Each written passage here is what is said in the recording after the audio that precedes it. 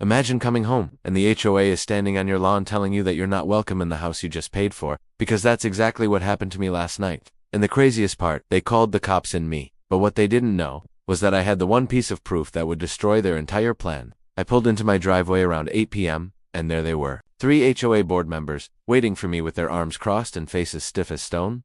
The president stepped forward. "Sir, this property is currently under investigation. You are not allowed to enter." I actually laughed out loud because it sounded like a terrible movie scene. "This is my home," I said. "You need to move." But instead of stepping aside, they just smirked. "We've received multiple complaints against you. You're now considered a hostile resident. The police are on their way." My stomach dropped.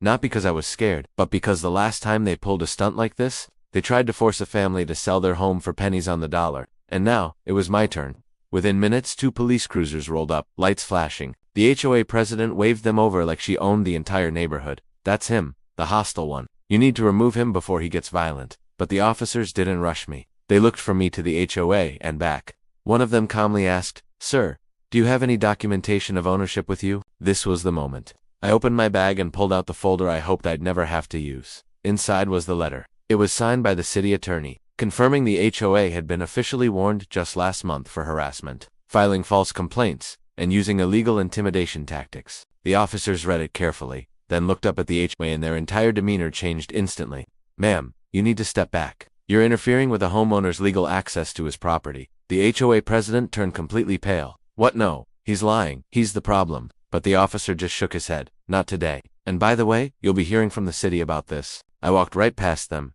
into my own home, while the HOA members started arguing with the police outside.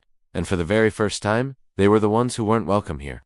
If you want part 2, where the HOA tries one last dirty trick and gets exposed again, in the most epic way, comment HOA Revenge down below, and I'll drop it for you. Make sure you subscribe so you don't miss it.